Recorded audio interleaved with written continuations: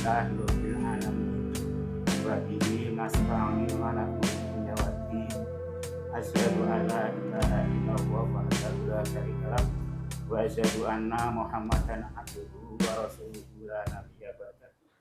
Allahumma sholli ala sayyidina Muhammadin wa ala alihi wa sahbihi wa sallim amma ba'd.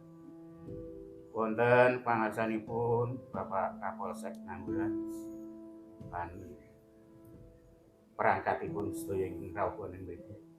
Pangurungin monggo boten kesupen kita tansah munjukaken raos syukur wonten ngarsa dalem Allah Subhanahu wa taala sampun paring rahmat nikmat hidayah lan inayahipun dumateng kula panjenengan sami saengga wonten wekdal siang menika saksadanipun salat Jumat kula panjenengan sami saged makempal wonten ing srami Masjid Nur Ihsan saperlu inggih menika nanggapi Jumat curhat saking Polres Kabupaten Kulon Progo inggih wonten kantung dipun ayahi saking Polsek Nanggulan.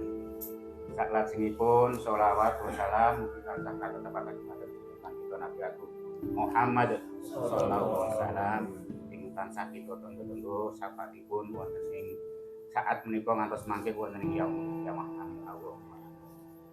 Dumateng para bapak-bapak lan para lenggah sedaya para jamaah sedaya wonten ing kesempatan menika kula selaku takmir Masjid Nur Ihsan ngaturaken sugeng rawuhipun wonten ing papan menika lan saklajengipun kula minangka takmir ngaturaken ageng panuwun dhateng Polsek Nanggulan ingkang wonten dalem menika maringi jatah wonten ing Masjid Nur Ihsan saperlu nindakaken Jumat curhat menawi saking kula nggih ramah-tamah samangke nggih menapa ing dados kersanipun saking Bapak Kapolsek kita aturaken dhateng panjenenganipun samangkenipun.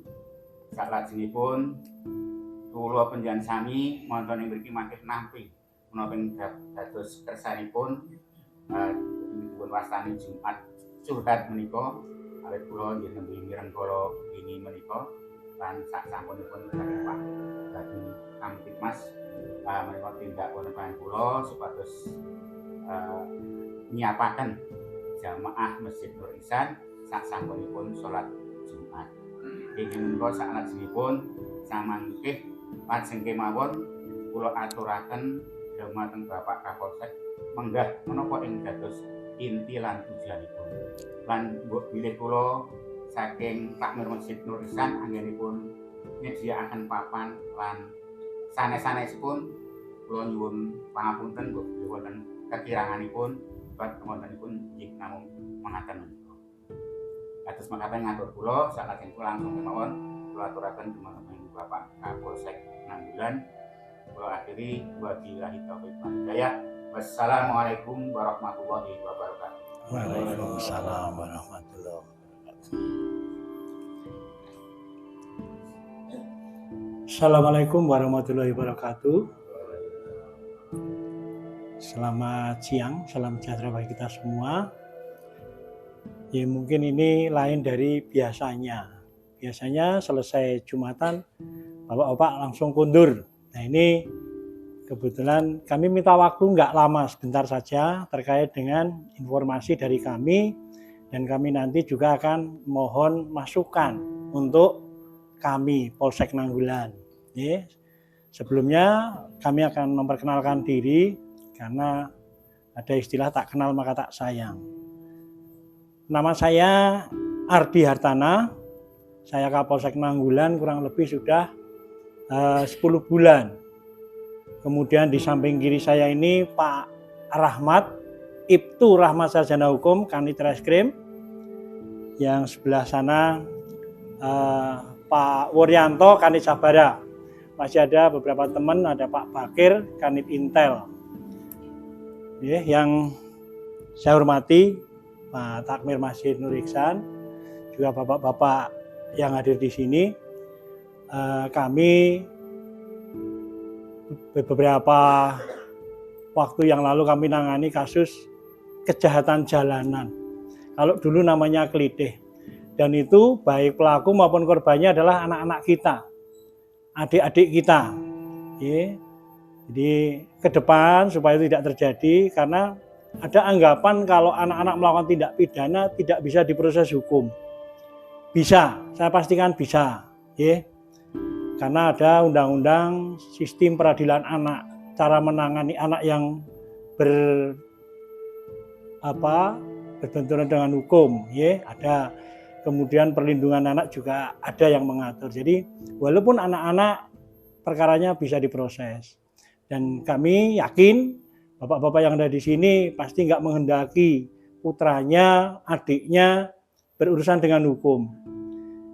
Pilihannya hanya ada dua, apabila anak-anak kita ya ataupun adik-adik kita kalau malam hari belum pulang, terutama setelah jam 10 malam orang tua nggak berusaha nyari putranya, ya pilihannya cuma dua. Jadi korban kejahatan jalanan dengan resiko mungkin cacat permanen, atau jadi pelaku kejahatan jalanan yang mungkin berurusan dengan hukum dan pasti diproses. Itu pasti semua terkait dengan masa depan. Jadi kami dari Polsek mohon bantuan. Kami nggak akan mampu menangani kejahatan jalanan sendirian. Kami minta kerjasamanya bapak-bapak sekalian untuk membantu mengawasi putranya. Kemudian bapak perangkat, baik itu Pak RT, Pak Dukuh, monggo kalau memang putranya luar biasa energinya, dalam artian mungkin orang tua kewalahan, bisa nanti lewat Pak Babin. Aku udah kewalahan menangani anak saya, jadi saya titipkan ke Pak Babin. Nanti kita ada program pembinaan anak-anak kelebihan energi di Polres selama 3 hari. Nah, kemarin sudah angkatan yang ketiga, itu rata-rata para pelajar semua. Dan ada perubahan yang cukup signifikan setelah kita lakukan pembinaan. Kemudian yang berikutnya, tindak pidana yang sering terjadi di Kulon Progo ini ya, adalah pencurian kendaraan bermotor.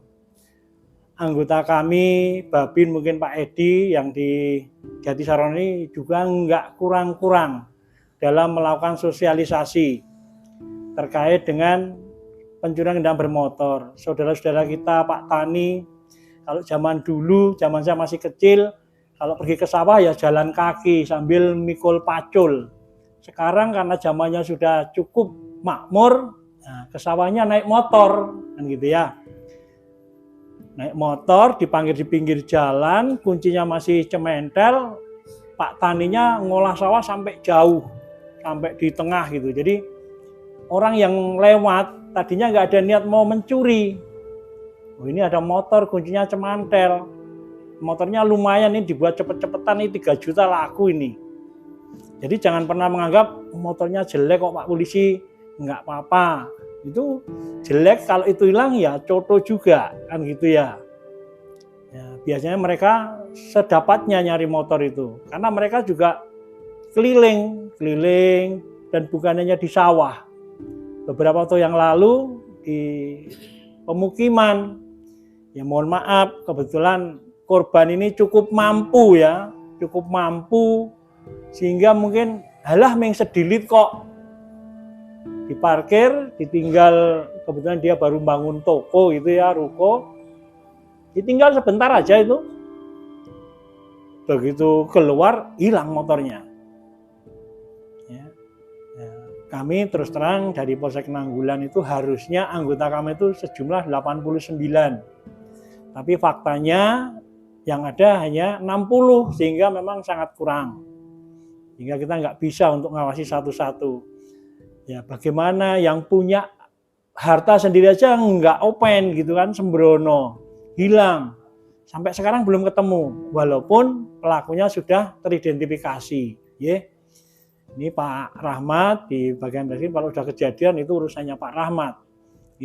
Kalau sebelum kejadian ya Mas Edi, kemudian dari Pak Wuryanto sama Apta itu. Makanya sering ada masuk ke kampung-kampung ataupun di pinggir jalan untuk melakukan himbauan. Monggo paling tidak bapak-bapak bisa menjaga harta bendanya yang kira-kira berharga, walaupun ditinggal sebentar, ya udah dikunci setang. Ya, dikunci setang, kuncinya disimpan. Dikunci setang, kuncinya ditaruh di halaman juga. Umpamanya ini rumah, di halaman ada meja seperti ini. Ya orang gampang sekali ngambil. Jadi beberapa waktu ada 2 kejadian pencurian sepeda motor. Yang satu itu termasuk unik. Kebetulan ada seorang ibu, dia mengangkat anak, ya, dia upeni dari bayi, kemudian diajak pengajian. Oh, kan bagus itu. Dari rumahnya di Girimulyo diajak pengajian ke Kerinjing. Pulangnya diajak mampir ke rumah teman ibunya. Karena waktu itu waktunya sholat maghrib, semua sholat, ibunya sholat, kemudian yang punya rumah sholat. Anaknya alasannya baru nggak ikut sholat. Dia lihat ada kunci motor di meja. Karena semua sholat, tinggal anak ini, ada kunci motor, dia ambil. Motor di halaman, dia starter, dia bawa lari. Nggak izin. Ya, akhirnya lapor juga ke Polsek Nanggulan. Dan dipastikan yang ambil adalah anak itu. Dan ternyata kan benar, yang ambil anak itu. Jadi ya monggo, bapak-bapak yang punya harta, aset, ya yang primpen. Ya, kalau perlu motor kita kasih kunci ganda, kunci double. Di Jogja lebih ngeri lagi di kota itu. Pinggir jalan Gejayan, dia parkir, dia fotokopi. Dia parkirnya anggap aja lah di depan situ, dia fotokopi di masjid sini gitu. Fotokopi berapa lembar? Dia kembali bayar, kembali, motornya udah nggak ada. Padahal ditinggal tuh nggak sampai 20 meter itu. Udah hilang motornya. Pencuri ini nggak sampai 1 menit untuk menyalakan motor kemudian membawa lari. Ada lagi yang di kos-kosan. Di kos-kosan tuh pelakunya juga acak.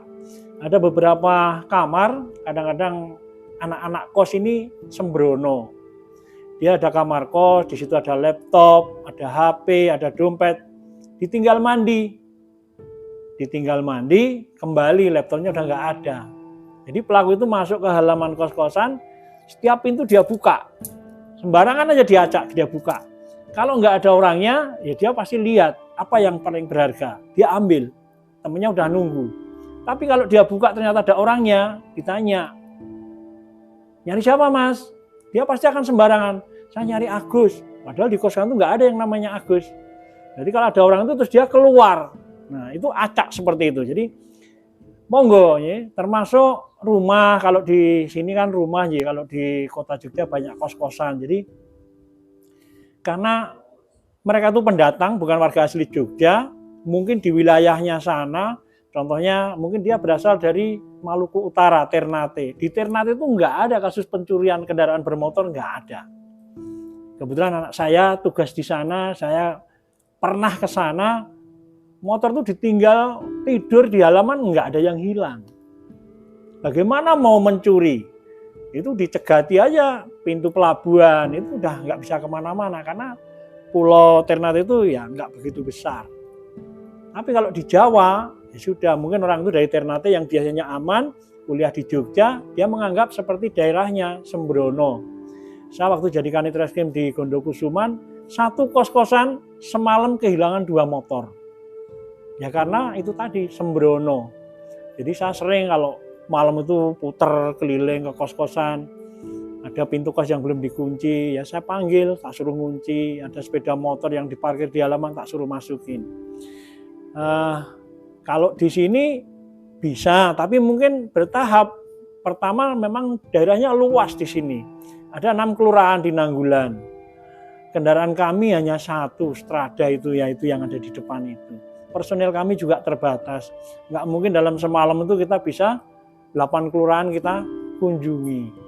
Paling ini ke Jatisrono dulu. Mungkin besok ke Wijimulyo, besoknya ke Kembang.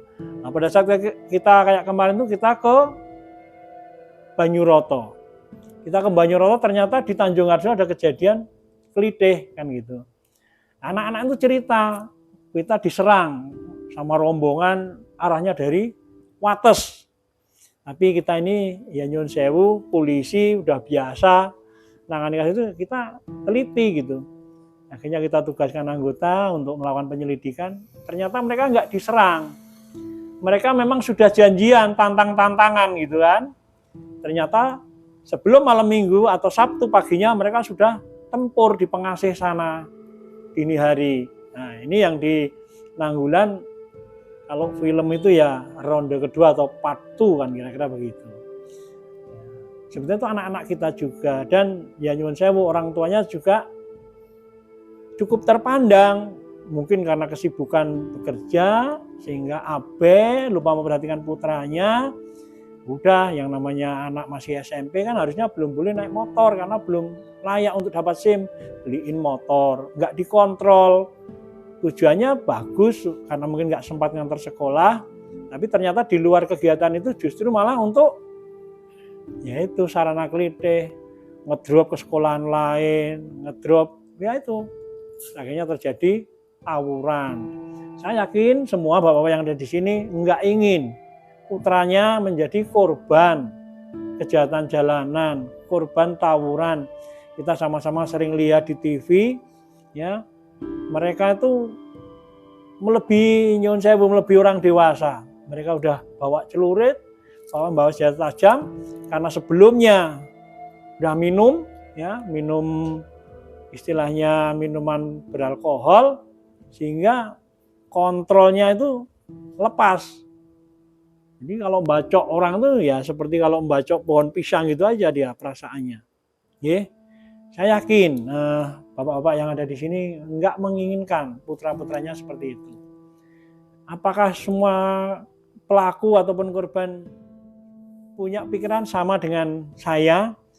Kalau ada orang ngasih iming-iming, silahkan nanam invest uang 10 juta tiap bulan tak kasih 10%-nya. 1 juta. Kamu tidur aja di rumah. Tiap bulan, tiap tanggal sekian tak kasih 1 juta. Dari uang 10 juta itu. Enak nggak kira-kira? Enak banget. Nggak kerja apa-apa kok. Punya uang 10 juta. Udah titipkan aja. Anggap aja pelakunya Pak Rahmat. Titip ya 10 juta. Tinggal nunggu bulan depan. Oh bener tanggal 15 saya dikasih 1 juta. Saya mulai cerita nih sama tetangga. Ada bisnis nih enak. Dulu ada bisnis semut ngangrang, ada bisnis sarang burung walet, macam-macam jenisnya. Akhirnya saya cerita sama Pak Takmir. Yang benar Pak Kapolsek, benar Pak, ini loh saya dapat nih 1 juta tiap tanggal 15. Pak Kapolsek nanam berapa investnya? 10 juta dapat 1 juta. Beliau nggak mau kalah lah sama Kapolsek kan Pak Takmir 15 juta. Tiap bulan dapat 1,5 dia. Cerita sama jemaahnya. Banyak yang tertarik lewat beliau, masukin. Begitu dapat banyak lari nih. Akhirnya Pak Takmir ini ditagih jemaahnya, mana Pak uang saya? Jangankan bunga yang dijanjikan, pokoknya hilang. Jadi kalau ada iming-iming yang seperti itu, saya pastikan itu penipuan. Jangan gampang tergiur. Janji keuntungan yang berlebihan, melebihi bunga bank. Kita berpikir kalau uang 10 juta tak tabung di bank, kira-kira bunganya berapa? Kalau lebih dari itu, hati-hati. Dan saya pastikan itu penipuan. Jadi itu ada 3 tindak pidana yang cukup menonjol di masyarakat yang sering kita tangani. Setelah kegiatan seperti ini, kita agendakan, kita keliling. Di setiap masjid, setiap hari Jumat, selesai Jumatan, kita sampaikan informasi seperti ini supaya warga jangan menjadi korban. Hati-hati. Pak Edi mungkin sudah mensosialisasikan terkait dengan nomor-nomor yang bisa dihubungi. Ada informasi. Anggap aja nama Pak Tamir nih orangnya kan nggak enakan. Waduh, tetangga saya jualan miras sih. Kalau sudah dikasih tahu tapi malah memusuhi biasanya kan. Ya udah, telepon aja. Bisa lewat Pak Babin, bisa lewat nomor yang disampaikan Pak Babin, atau langsung ke saya boleh, nggak apa-apa. Kadang-kadang kan mereka tuh ngomong, anggap aja saya penjual miras.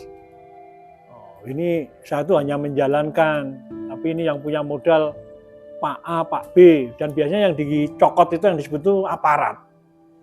Tapi pengalaman saya selama jadi Kapolsek Nanggulan, yang saya tangkapi pelaku-pelaku penjual miras itu nggak ada yang ngurus itu. Baik itu dari oknum aparat maupun oknum perangkat desa, walaupun mereka sebelumnya ngomong bahwa itu punyanya si A si B, nggak ada yang ngurus. Jadi cuma ngaku-ngaku saja. Oke. Karena apa? Sumber malapetaka ya adalah minuman alkohol itu tadi, miras tadi. Orang kalau udah terlalu banyak, ya saraf kontrolnya hilang. Sehingga dengan orang tua dia berani, dengan temannya ya main bacok aja, nggak kenal lah, langsung main bacok. Oke, selain itu, walaupun kami ada anggota kurang lebih sekitar 60, kami merasa masih belum mampu menampung ataupun mencari permasalahan di tengah-tengah warga masyarakat. Kesempatan ini kami mohon masukan, contoh yang sepele.